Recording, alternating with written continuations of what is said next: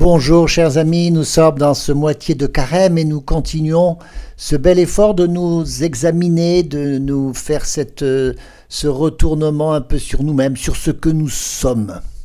Parce qu'il y a en nous cette capacité de vie qui demande à exploser, à se développer, à s'accomplir.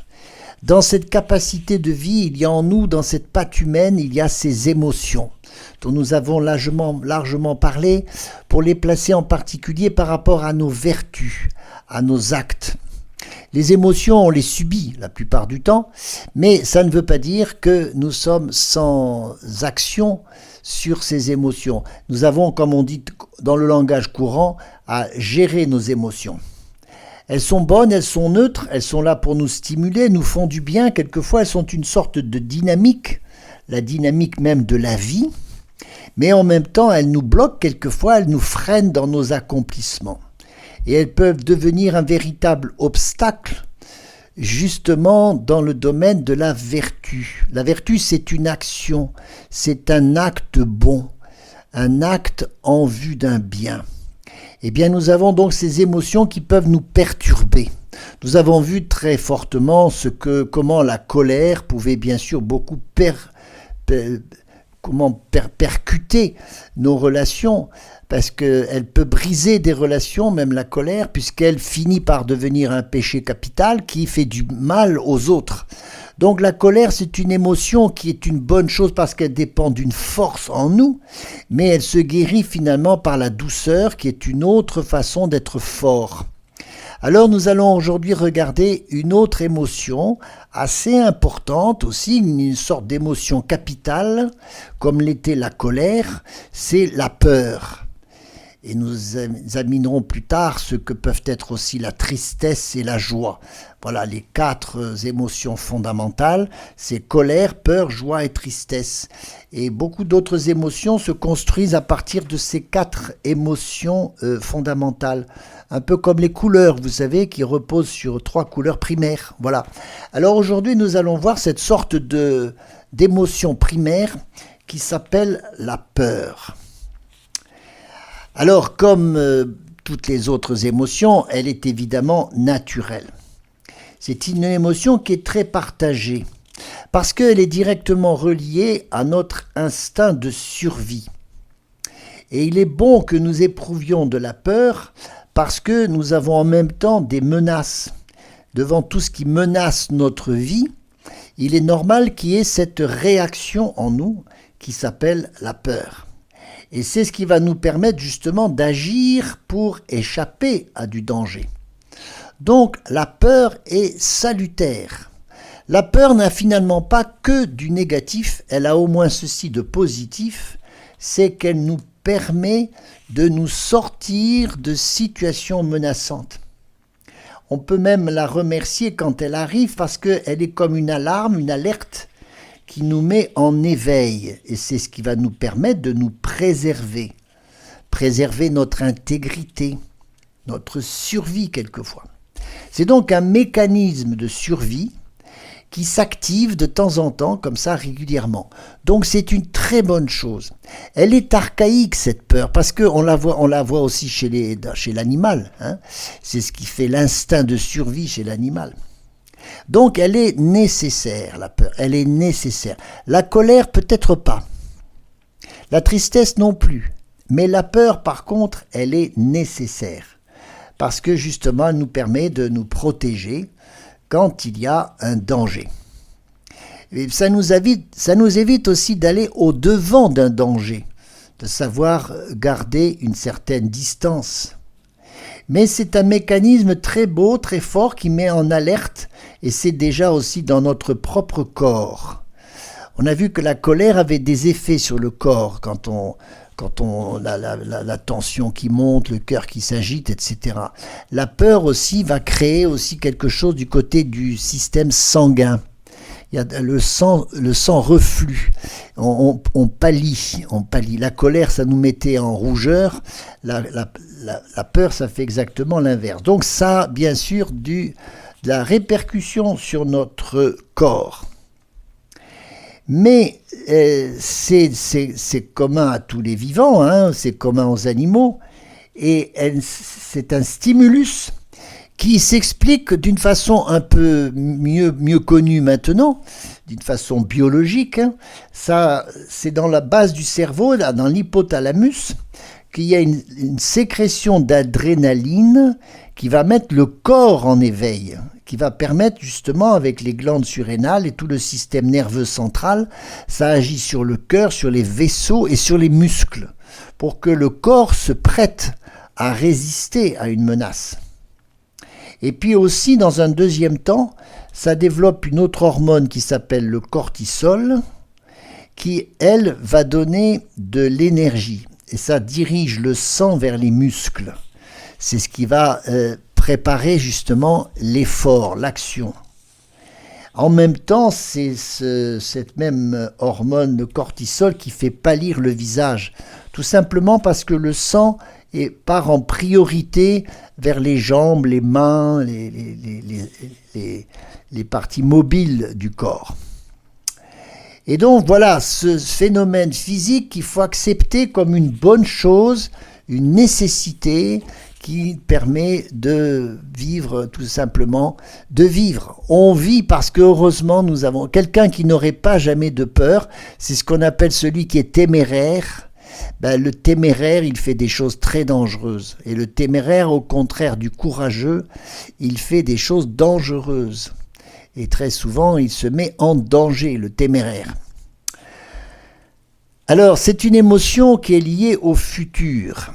Comme la colère est plutôt l'instant présent, c'est le présent, alors que la peur est liée au futur. Parce que c'est aussi une émotion qui nous fait envisager ce qui arrive. C'est donc une émotion qu'on appelle aussi l'anticipation. L'anticipation, c'est un peu la préparation de la peur.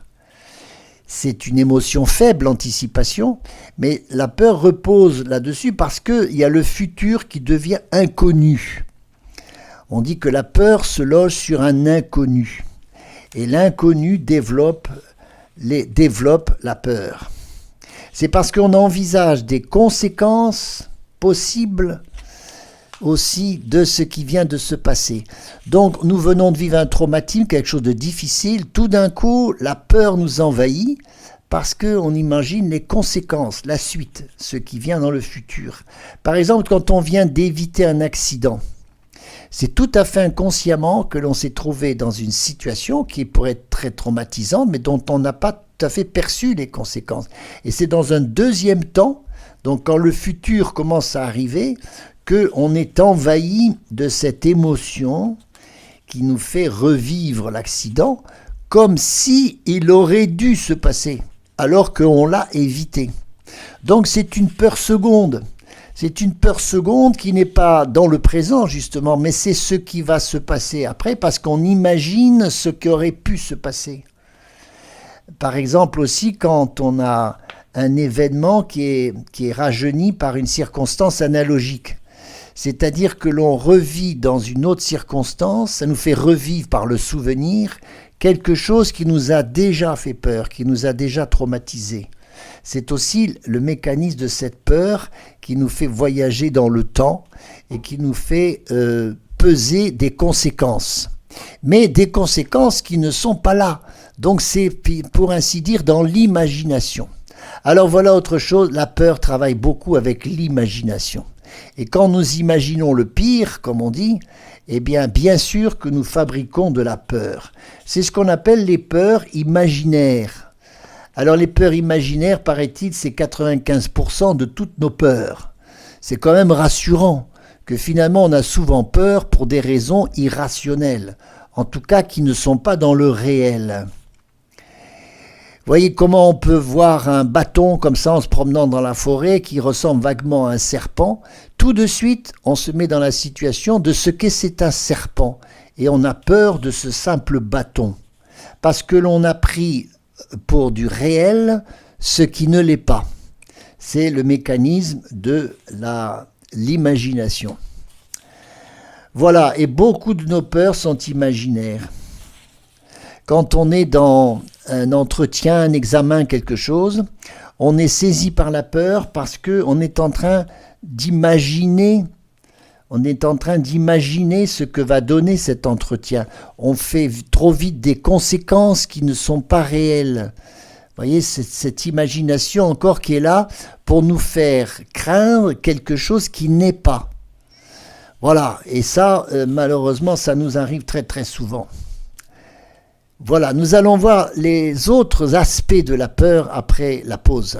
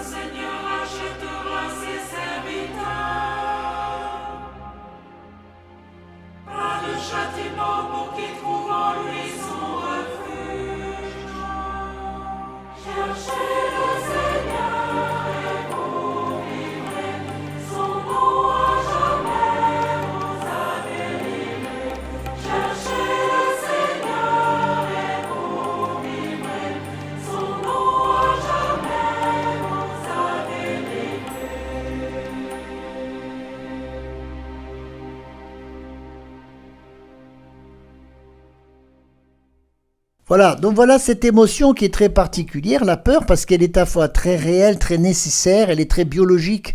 Elle nous permet de bien comprendre que la peur est un signal d'alerte pour nous protéger.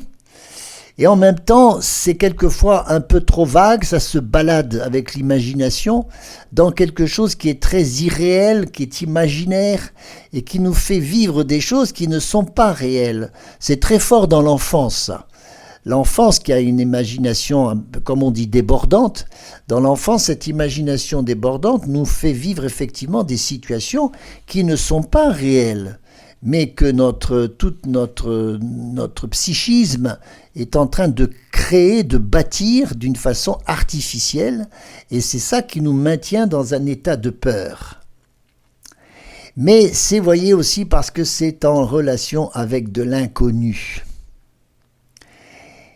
C'est une émotion d'anticipation, on l'a vu, mais qui peut aller beaucoup plus loin, et il y a des aggravations de la peur, surtout dans des situations particulièrement menaçantes, qui vont nous faire arriver aux phobies, même à des névroses, ou les troubles obsessionnels compulsifs, qui sont une reprise régulière, réitérée, d'une peur panique, qui remonte comme ça à la surface régulièrement, et Et dans les TOC, c'est-à-dire les troubles obsessionnels compulsifs, ça devient une véritable maladie psychiatrique parce que la personne ne se libère pas de cela.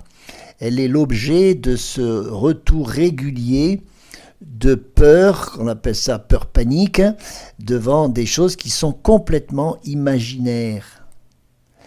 Alors il y a beaucoup de traumatismes qui peuvent être faits par les peurs, surtout dans cette façon un peu excessive, ces façons fortes de vivre la peur.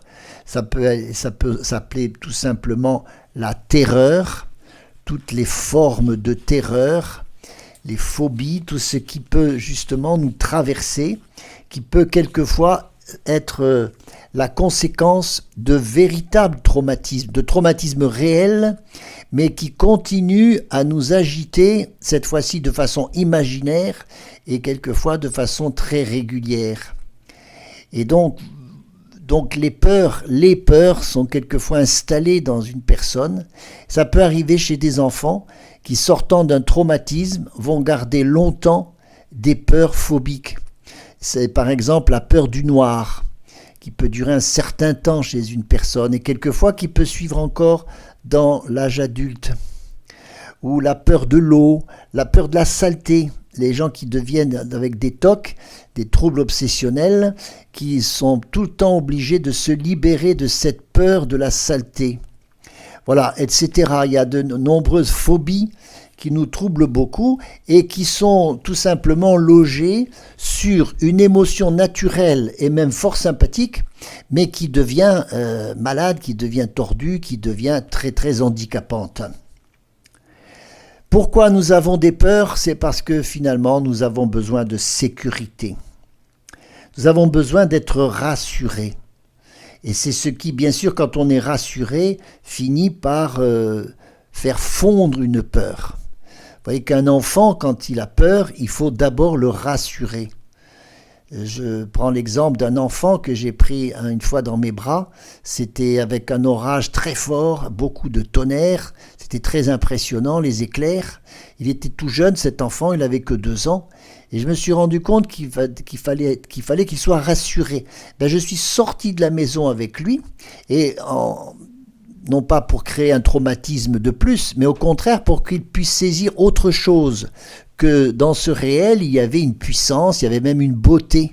Et je lui ai décrit cet orage comme quelque chose de magnifique. Il était bien serré contre moi, puis il a osé regarder. Et j'ai vu cette peur qui s'est transformée en admiration. Voilà. Et c'est devenu quelque chose qui est devenu comme une force en lui, qu'il a pu recevoir de cette création, qu'il a pu recevoir, non pas comme quelque chose qui le menaçait, puisqu'il était bien serré dans mes bras, mais en même temps, il a pu vaincre sa peur, parce qu'il n'y avait plus de l'inconnu quand il a compris que ce n'était que de l'eau, c'était du feu, des choses qui étaient tout à fait naturelles. Il faut être rassuré. Et rassuré parce que nos besoins de sécurité se trouvent à différents niveaux. D'abord, il y a être rassuré physiquement. Vous savez, la pyramide de Maslow, on a différents besoins. Les besoins physiques, c'est les plus importants. Il faut être d'abord rassuré physiquement, mais aussi affectivement, être rassuré intellectuellement, etc. Ce sont nos besoins qui ont besoin d'être satisfaits. Et c'est pour ça que quand ils ne le sont pas, eh bien nous vivons quelque chose qui est de l'ordre de la peur. Mais pour la peur, parce que c'est justement quelque chose qui n'est pas dans le mental, ou du moins qui fait des interprétations et qui se trompe, qui prend de l'imaginaire pour du réel, il faut revenir à la raison. C'est pour ça que je disais qu'il faut vaincre ce qu'est l'inconnu.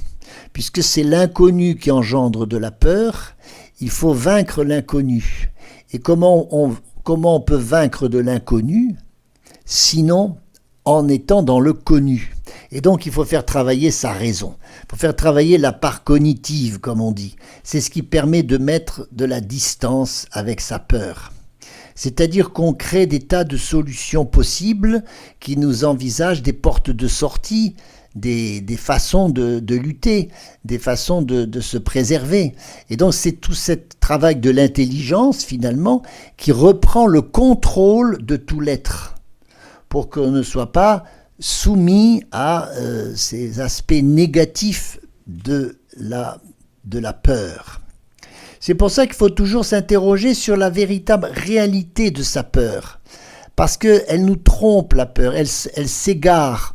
En particulier par l'imagination, elle nous met dans des situations qui ne sont pas dans le réel. Donc il faut revenir à la réalité de ma peur. Qu'est-ce qui se passe exactement? Et puis ensuite peser en pourcentage. Mais j'ai peur qu'il se passe telle ou telle chose, mais quel est le pourcentage pour que ça se passe? Pour s'apercevoir que dans la plupart des cas, il y a très peu de chances que ce qui me fait peur se passe. C'est diminuer comme ça l'intensité de la peur pour ne plus l'éprouver et qu'elle ne devienne plus une émotion négative. Il y a enfin une chose qui concerne la peur, qui est la peur d'avoir peur. Alors ça, c'est évidemment très irréel, c'est-à-dire que par l'imagination, on va plus loin que ce que nous sommes en train de vivre et nous sommes en train d'imaginer des choses qui sont pires que ce qui va se passer. Par exemple, nous manquons d'argent. C'est vrai qu'on peut en avoir des effets tout de suite parce qu'il nous manque quelque chose de précis, mais le manque d'argent va entraîner beaucoup d'autres peurs les unes après les autres parce qu'on va manquer aussi de quantité d'autres choses. Donc on va encore plus loin que ce que produit cette peur très tranquille de simplement constater que j'ai pas assez d'argent. Il peut y avoir aussi dans la peur d'avoir peur le fait que j'ai pas confiance en moi et que je ne m'imagine pas aussi fort que je le suis. Ce manque de confiance, ce déficit de confiance augmente l'intensité de la peur. Il n'y a vraiment de solution à la peur que dans la confiance. Alors la confiance, c'est un sentiment.